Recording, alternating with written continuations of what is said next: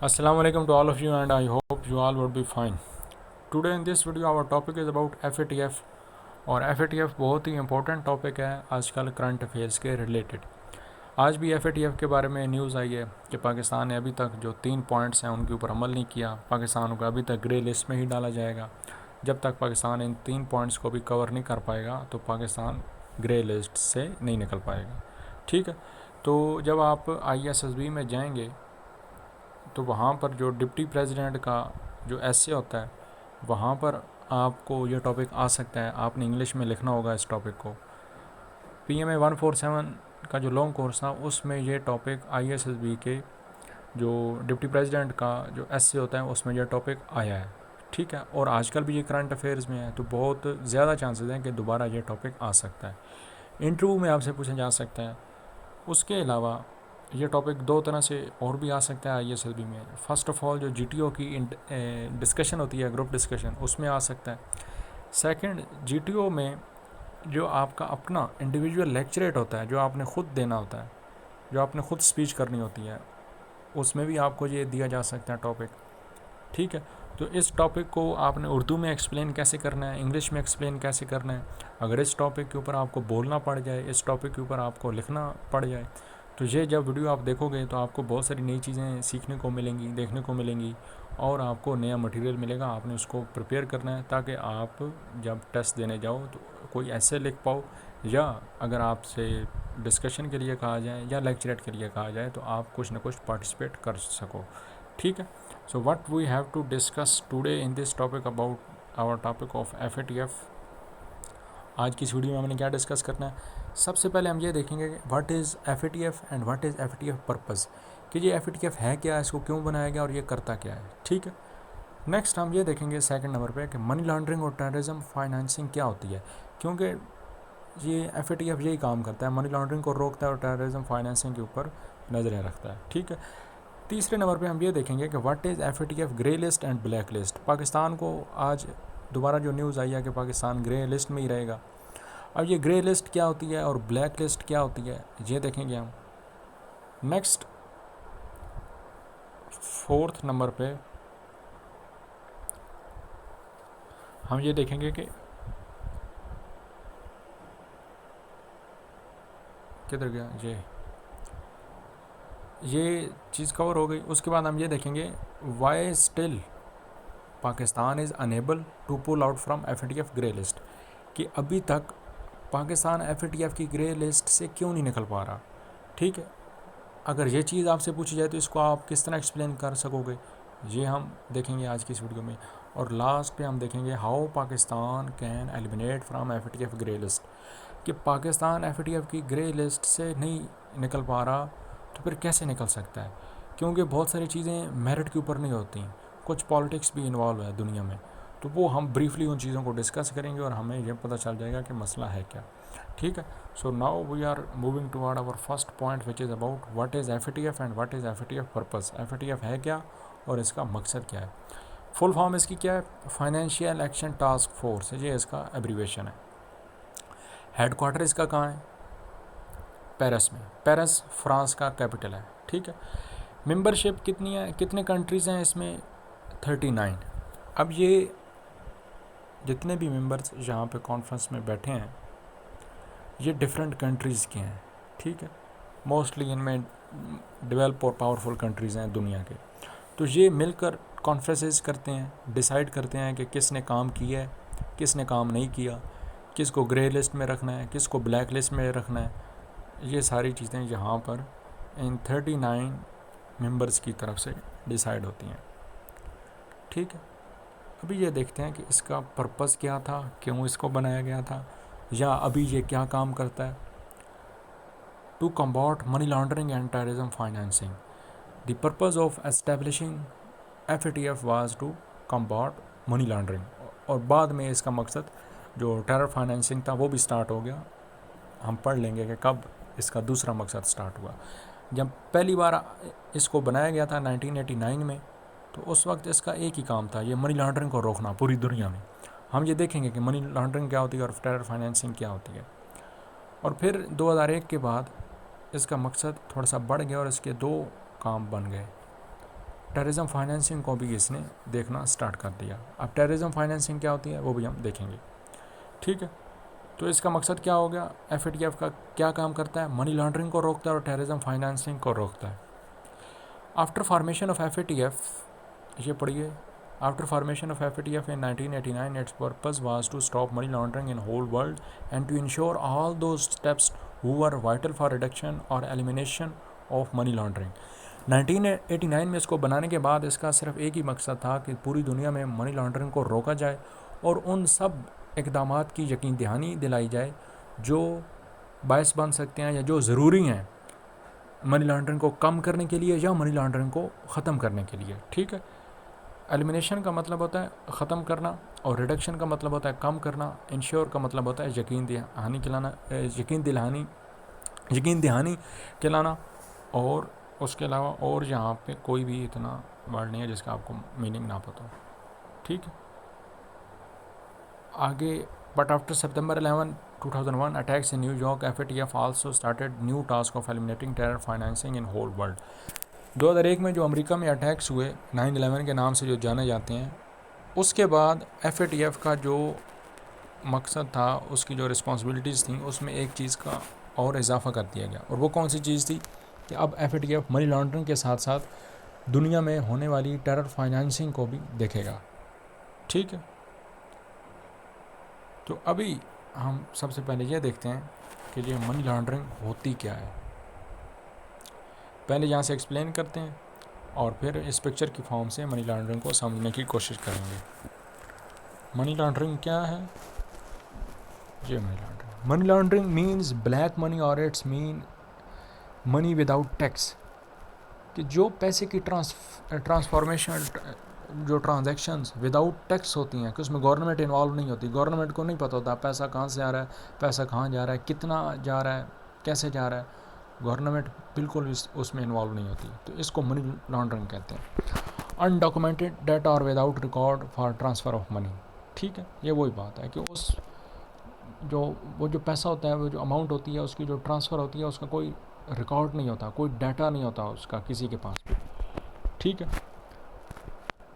अभी यहाँ से एक एग्जांपल देखते हैं और फिर उस पिक्चर के ऊपर जाएंगे जो हमने ऊपर प्रोवाइड किया है। फॉर एग्जांपल है क्या, if someone job is in UAE, दुनिया के किसी भी मुल्क में किसी की जॉब है, हिज मंथली सैलरी इज़ $5,000, उसकी मंथली सैलरी ये है। When he will transfer his money to Pakistan, so government of Pakistan will collect some money as a taxation process. एक काम तो ये है जो कि लीगल है, ये लीगल काम है कि आप गवर्नमेंट के थ्रू, बैंक के थ्रू, अब इस काम की प्रॉपर डॉक्यूमेंटेशन होती है कि आपने $5,000 भेजे हैं, प्रॉपर डॉक्यूमेंटेशन है कि आप वहाँ पे क्या काम करते हो, आपके नेम के ऊपर अकाउंट है, सब कुछ पता है आपका कि आप कौन हो, और फिर आप जिसको पैसे भेज रहे हो उसका भी अकाउंट है, सब कुछ इन्फॉर्मेशन उसकी पाकिस्तान में भी अवेलेबल है, ठीक है। तो ये मनी लॉन्ड्रिंग नहीं कहलाएगी, ये वाइट मनी होगी, ये ब्लैक नहीं होगी। अब ये वाइट मनी ब्लैक मनी कैसे बनती है या मनी लॉन्ड्रिंग में कैसे कन्वर्ट होती है, but if same person use any illegal mean to transfer same amount to Pakistan without giving government tax, so it would be money laundering.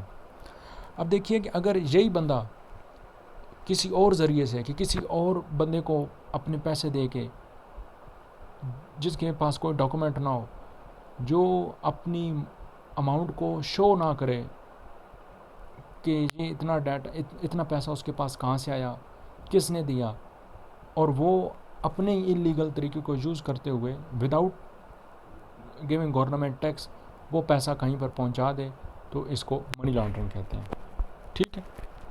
अब ये कहाँ पर होता है, same in case of exports and trade known as smuggling. एक और word भी use होता है ट्रेड में, स्मगलिंग। स्मगलिंग क्या होती है, स्मगलिंग भी यही होती है कि उसके ऊपर गवर्नमेंट की तरफ से कोई ड्यूटीज़ नहीं लगती। लेट्स सपोज ये पाकिस्तान है और ये अफ़गानिस्तान है, ठीक है।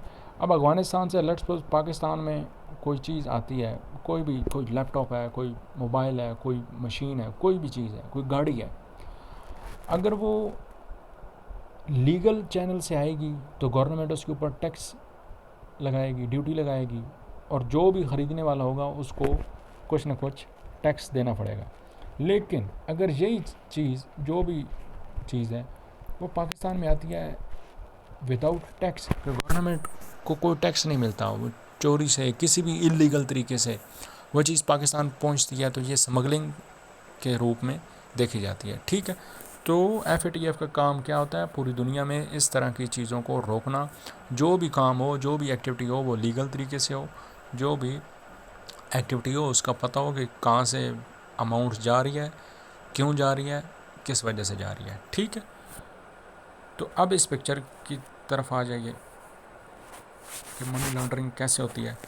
लेट्स सपोज ये पाकिस्तान के किसी भी हिस्से में किसी बंदे का बिजनेस है और वो अपना पैसा अफ़गानिस्तान में किसी को भेजना चाह रहा है, तो अगर वो अपना पैसा ये प्लेन्स पे जाते हुए कुछ लोगों को दे देगा कि आप जब अफ़गानिस्तान जाएंगे तो ये पैसे उस बंदे को दे दें, या अगर उसका कोई और बिज़नेस है, वो अफ़गानिस्तान में कुछ और बिज़नेस भी अपना करता है और अपने उसी बिज़नेस के काम के थ्रू ही कि अपनी जो प्रोडक्ट्स वो बेच रहा है अफ़गानिस्तान में, उन प्रोडक्ट्स के अंदर वो पैसा भी अपना रख दे कि वो उन प्रोडक्ट्स के ज़रिए अफ़गानिस्तान पहुंच जाएगा पैसा, और फिर पैसा वहाँ से उठाकर जिस भी मकसद के लिए यूज़ करना है वो वहाँ पर हो जाएगा, तो इसको मनी लॉन्ड्रिंग कहते हैं। अब देखिए, इसमें जो बैंक है या जो गवर्नमेंट है वो इन्वॉल्व नहीं है, इनडायरेक्ट मीन से, इलीगल तरीके से खुद से ही अपने तरीके से पैसे को ट्रांसफ़र किया जा सकता है।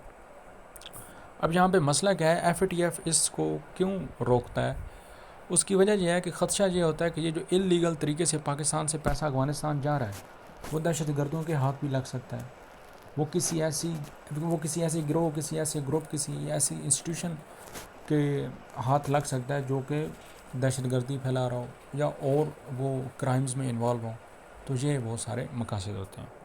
ठीक है, तो ये चीज़ क्लियर हो गई हमारी कि जितना भी पैसा सर्कुलेट करता है, जो ट्रांजैक्शंस होती हैं, जो ट्रांसफ़र होता है पैसा, उसका रिकॉर्ड होना चाहिए। अगर रिकॉर्ड नहीं होगा वो चीज़ मनी लॉन्ड्रिंग में कंसिडर की जाएगी। अब देखते हैं कि टेररिज्म फाइनेंसिंग क्या होती है। Terror financing, giving funds to terrorist organisations, कि जितनी भी दुनिया में दहशतगर्द तंजीमें हैं उनको अगर आप पैसे देंगे तो वो टेरर फाइनेंसिंग कहलाएगी। आगे बढ़िए, क्या है, all terrorist organisations run through financing for hiring man power and weapons, जितनी भी दुनिया में टेररिज्म की हैं तंजीमें वो पैसे के ऊपर ही चलती हैं। अगर उन्होंने अपने लोगों को हायर करना है काम करने के लिए तो वो लोग पैसा लेंगे तब काम करेंगे। अगर उन्होंने ये वेपन ख़रीदना है तो उनके पास पैसा होगा तो तभी बाहर से वेपन ख़रीद पाएंगे। ठीक है, सो FATF also make a strong monitoring in this issue. तो फिर FATF क्या करता है कि इस तरह की सारी एक्टिविटीज़ के ऊपर बहुत ही इफेक्टिव तरीके से मॉनिटरिंग करता है। अब हम देखते हैं कि ये ब्लैक लिस्ट क्या है और ग्रे लिस्ट क्या है। सबसे पहले देखते हैं FATF black list. FATF black list क्या है, for those countries who remain non cooperative in the global effort to combat money laundering and terrorism financing. FATF black list में उन कंट्रीज़ को डालता है जो नॉन कोऑपरेटिव होते हैं, जो तावन नहीं करते इन ग्लोबल एफर्ट, जो पूरी दुनिया की कोशिश है, जो पूरी दुनिया की एफर्ट है टू कम्बैट मनी लॉन्ड्रिंग के ख़िलाफ़ लड़ने के लिए और टेररिज्म फाइनेंसिंग के ख़िलाफ़ लड़ने के लिए। ठीक है, कि FATF जिन ममालिक को जो पॉइंट्स देता है कि आप अपने मुल्क में ये चीज़ें करें, ये एक्शंस लें, अगर वो ममालिक वो एक्शन ना लें तो FATF उनको ब्लैक लिस्ट में डाल देता है। ब्लैक लिस्ट में डालने का नुकसान क्या होता है? ब्लैक लिस्ट में डालने का नुकसान ये होता है कि आपके मुल्क में कोई भी इंटरनेशनल कंपनी इन्वेस्ट नहीं करती, आपके मुल्क के ऊपर बहुत सारी पाबंदियां लग जाती हैं, ट्रेड बिल्कुल कैंसिल हो जाती है, जितने भी इंटरनेशनल ट्रेड होती है वो डॉलर्स में होती है और आपके कंट्री को बहुत सारी सैंक्शंस का सामना करना पड़ता है। ठीक है, तो FATF की ब्लैक लिस्ट में जितने भी कंट्रीज़ होते हैं उनको बहुत ज़्यादा नुकसान पहुंचता है ट्रेड में, और उनकी जो इकॉनमी होती है वो बहुत ही वीक हो जाती है। ठीक है, तो ये एक जो डिसएडवांटेज है ब्लैक लिस्ट का वो आपको पता होना चाहिए कि अगर FATF की ब्लैक लिस्ट में कोई भी कंट्री हो, कोई भी उससे तजारत नहीं करेगा, आपको ट्रेड में बहुत सारी प्रॉब्लम्स होंगी। और अगर ट्रेड आपके साथ कोई नहीं करेगा तो आपकी इकॉनमी बहुत ही वीक हो जाएगी। ठीक है, अब आगे एक सिंपल सा पॉइंट आप ऐड कर सकते हो कि अगर इकॉनमी वीक होगी, मुल्क के पास फंड्स नहीं होंगे एजुकेशन के लिए, हेल्थ के लिए, इंफ्रास्ट्रक्चर के लिए, डेवलपमेंट के लिए, जिससे मुल्क बहुत पीछे चला जाएगा। ठीक है, तो ये इंपॉर्टेंस है FATF की कि FATF ब्लैक लिस्ट में डाल सकता है अगर आप मनी लॉन्ड्रिंग के अगेंस्ट एक्शन नहीं लेंगे, अगर आप टेररिज्म फाइनेंसिंग के अगेंस्ट एक्शन नहीं लेंगे। तो जब आप FATF की ब्लैक लिस्ट में होंगे तो आपके साथ ट्रेड कोई नहीं करेगा, जब ट्रेड कोई नहीं करेगा तो इकॉनमी को नुकसान पहुंचेगा। ठीक है, ये इस तरह करके तरतीब से बातें आपको लिखनी भी आनी चाहिए और बोलनी भी आनी चाहिए।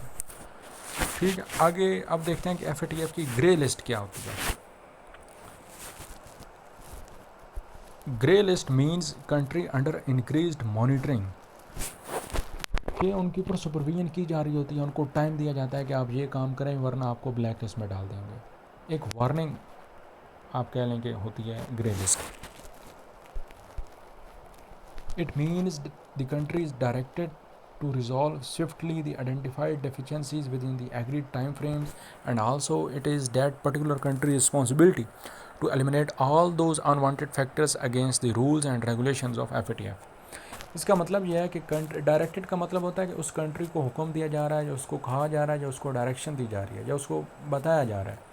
टू रिजॉल्व स्विफ्टली, रिजॉल्व का मतलब हल करे, स्विफ्टली बहुत तेज़ी से, the identified deficiencies with in the agreed time frame. Identified का मतलब कि जो चीज़ें निशानदेही जिन चीज़ों की गई है, डेफिशिएंसीज जो कमज़ोरियाँ हैं, जो काम करने की ज़रूरत है, with in agreed time frames, कि जो टाइम उनको दिया गया है, अगर 30 दिन का दिया गया है, 4 महीने का दिया गया है, जितने दिनों का भी उनको टाइम फ्रेम, जो भी ड्यूरेशन उनको दी गई है, उस टाइम के अंदर अंदर ये काम करे। And it is also that particular country responsibility to eliminate all those unwanted factors, और ये उस कंट्री की जिम्मेदारी है कि वो एलिमिनेट करे, ख़त्म करे हर वो गैर ज़रूरी फैक्टर जो FATF के रूल्स एंड रेगुलेशंस के अगेंस्ट है। ठीक है, तो ये वो कंट्रीज़ हैं जो कुछ ब्लैक लिस्ट में हैं और कुछ ग्रे लिस्ट में हैं। ईरान एंड नॉर्थ कोरिया जो हैं ये FATF की ब्लैक लिस्ट में है। अब देखिए इसका नुकसान क्या होता है ये ईरान को और कोरिया को। अगर ईरान के ऊपर FATF की पाबंदी है, FATF की ब्लैक लिस्ट में है, तो ये अपना ऑयल दूसरे ममालिक को नहीं बेच सकता। ईरान के पास बहुत ज़्यादा ऑयल है, ये दूसरे ममालिक से कोई चीज़ ख़रीद नहीं सकता। ठीक है, मीन्स क्या कि इसकी ट्रेड यहाँ पे कट ऑफ होगी ना ईरान की, तो इसको बहुत ज़्यादा नुकसान पहुँच रहा है इस FATF की ब्लैक लिस्ट के लिए। अब उसकी वजह क्या है कि FATF ने ईरान को क्यों ब्लैक लिस्ट किया हुआ है, क्यों इन्होंने रखा हुआ है। उसकी वजह यह है कि ये कहते हैं कि लेबनान में जो हिजबुल्लाह एक ऑर्गेनाइजेशन है, उसको इंटरनेशनल कम्युनिटी ने एक टेररिस्ट ऑर्गेनाइजेशन डिक्लेयर किया हुआ है। ईरान उसको फंडिंग करता है अगेंस्ट इज़राइल। तो अब ईरान उस अगर उन्होंने डिक्लेयर कर दिया उसको कि वो दहशतगर्द तंजीम है लेबनान, जो हिजबुल्लाह है जो लेबनान में एक्टिव है, तो अगर अब ये उसको सपोर्ट करेंगे तो ये FATF वाले उनको ईरान को ब्लैक लिस्ट में डाल देंगे। उसके अलावा और भी बहुत सारे प्रॉब्लम्स हैं। सीरिया में ईरान एक्टिव है अगेंस्ट USA, अगेंस्ट इज़राइल, तो वहाँ पे ईरान उनको सपोर्ट कर रहा है। तो FATF के जितने भी ममालिक हैं उन्होंने ईरान को ब्लैक लिस्ट में डाला हुआ है। उसके अलावा यमन में भी एक वार चल रही है, उसमें भी ईरान एक ग्रुप को सपोर्ट कर रहा है, तो वो उस ग्रुप को सपोर्ट करने की वजह से दोबारा FATF वाले कहते हैं कि आप दहशतगर्दों की मदद करते हैं। तो ये सारे जियो पॉलिटिक्स में कुछ इश्यूज़ हैं। इन चीज़ों को आपने डिस्कस नहीं करना, जस्ट आपकी इन्फॉर्मेशन के लिए बता रहा हूँ। बाकी और जितनी भी चीज़ें हैं ये आपके लिए बहुत इंपॉर्टेंट हैं, आपको नज़र भी आ रहा होगा कि ये किस तरह की चीज़ें हैं और आपके समझने की हैं। ठीक है, ये जो बात आपको बताइए ये कोई इतनी ज़रूरी नहीं है, जस्ट इन्फॉर्मेशन के लिए। उसके बाद ये पाकिस्तान है ग्रे लिस्ट में, ये यमन है, पनामा है, सीरिया है, जितने भी कंट्रीज़ हैं। अब ये कंट्रीज़ ग्रे लिस्ट में क्यों हैं? ये कंट्रीज़ ग्रे लिस्ट में इसलिए हैं कि इनके कंट्री में कुछ प्रॉब्लम्स हैं। इनके कंट्रीज़ में मनी लॉन्ड्रिंग बहुत ज़्यादा है। इनके कंट्रीज़ में इश्यूज़ हैं कहीं ना कहीं कि इनके कंट्री से पैसा जाता है दहशतगर्दों को, इनके कंट्री में जो ट्रेड है वो सही तरीके से नहीं होती, इनके कंट्री में जो स्मगलिंग है वो ज़्यादा होती है। ठीक, तो ये इस तरह के इश्यूज़ होते हैं। अब हम आगे ये देखते हैं कि why still Pakistan is unable to pull out from FATF grey list, कि पाकिस्तान ने कुछ पॉइंट्स के ऊपर काम किया भी है। आज भी रिपोर्ट आई है, जितने भी पॉइंट्स पाकिस्तान को दिए गए थे वो 27 टोटल पॉइंट्स थे, तो उन के ऊपर 24 पॉइंट्स के ऊपर पाकिस्तान ने काम कर लिया है, लेकिन 3 पॉइंट्स के ऊपर पाकिस्तान काम नहीं कर पाया, तो उन्होंने अभी तक पाकिस्तान को ग्रे लिस्ट से नहीं निकाला। ठीक है, तो अब हम सिंपल तरीके से देखते हैं कि उसकी क्या वजूहत हैं। क्या है वजूहत? Because due to presence of those countries who have not good relation with Pakistan including India, Israel, France. ठीक है, ये ममालिक हिस्सा हैं FATF की मेंबरशिप का। हमने क्या चीज़ पहले डिस्कस की थी कि ये जितने भी कंट्रीज़ हैं, ये जहाँ पर बैठे हैं, तो ये क्या करते हैं, ये डिस्कशन करते हैं और ये अपने अपने पॉइंट्स देते हैं, अपने अपने आर्गूमेंट्स देते हैं कि इस कंट्री को FATF की ग्रे लिस्ट में रखना चाहिए या ब्लैक लिस्ट में रखना चाहिए। तो यहाँ पर प्रेजेंस है इंडिया की, इसराइल की, तो वो पूरी स्ट्रॉन्ग एफर्ट्स करते हैं पाकिस्तान को ग्रे लिस्ट में डालने की। ठीक है, तो उनकी वर्किंग से पाकिस्तान को नुकसान पहुंचता है, because Pakistan have not good relations with them. आगे ये चीज़ लिखी हुई है, they are making strong efforts to keep Pakistan in grey list. वो बहुत ज़्यादा कोशिशें कर रहे हैं कि पाकिस्तान को ग्रे लिस्ट में ही रखा जाए, और to place Pakistan in even black list, या वो ये भी कोशिश कर रहे हैं कि पाकिस्तान को ब्लैक लिस्ट में डाल दिया जाए। क्या होगा उसे? As due to placing Pakistan in black list it will affect badly to Pakistan economy. Pakistan को ब्लैक लिस्ट में डालने के बाद होगा क्या कि पाकिस्तान की इकॉनमी बहुत ज़्यादा वीक हो जाएगी। ठीक है, and your enemy also want it. तो अब देखिए कि how Pakistan can eliminate from FATF grey list, या पाकिस्तान FATF की ग्रे लिस्ट से कैसे निकल सकता है। By controlling money laundering and all those points which are given by FATF in given duration. सबसे पहले तो पाकिस्तान मेरिट के ऊपर काम करे। मेरिट मीन्स कि जो रिक्वायरमेंट है उसको फुलफिल करें। ठीक है, अपने कंट्री में जो मनी लॉन्ड्रिंग है उसको रोकें, और जितने भी पैसे की सर्कुलेशन है उसके ऊपर स्ट्रॉन्ग सिस्टम बनाएं, और ये जो स्मगलिंग है और जो मनी लॉन्ड्रिंग है वो हमारे मुल्क में कम से कम हो। ठीक है, क्योंकि उसका इनडायरेक्टली फिर फ़ायदा बाद में गवर्नमेंट ऑफ पाकिस्तान को भी होगा, और गवर्नमेंट के पास भी टैक्स बहुत ज़्यादा अमाउंट में इकट्ठा होगा, और उससे एक और फ़ायदा क्या होगा कि हम FATF की ग्रे लिस्ट से भी निकल जाएंगे। लेकिन जियो पॉलिटिक्स में, दुनिया की पॉलिटिक्स में समटाइम्स हर काम मेरिट के ऊपर नहीं होता। ठीक, तो उसके लिए क्या ज़रूरी है? Bye improving and making effective foreign relations with other countries who have membership in FATF। तो पाकिस्तान को क्या चाहिए कि पाकिस्तान सफारती सतह पे अपने ताल्लुकात उन कंट्रीज़ के साथ बहुत ज़्यादा स्ट्रॉन्ग करें जो FATF की मेंबरशिप में हैं, जिनके पास FATF की मेंबरशिप है। जो कंट्रीज़ ये इस मीटिंग में बैठते हैं, जिनमें चाइना है, अमेरिका है, रशिया है, टर्की है, और बहुत सारे कंट्रीज़ हैं important, Japan, Germany, UK, Pakistan इन कंट्रीज़ के साथ अपने जो सफारती ताल्लुकात है वो इतने अच्छे कर ले कि वो पाकिस्तान के लिए काम करें और पाकिस्तान को FATF की ग्रे लिस्ट से निकालने में अपना किरदार प्ले करें। ठीक है, मैं उम्मीद करता हूँ आपको आज के इस टॉपिक की बहुत अच्छी तरह से समझ आ गई होगी। कोई भी पॉइंट अगर आपको ना समझ आया हो, आप बाद में इंडिविजुअल क्लासेस में इसको डिस्कस कर सकते हैं, और हम मज़ीद इसके ऊपर डिस्कशन करेंगे। ठीक है, बहुत शुक्रिया, अल्लाह हाफ़िज़।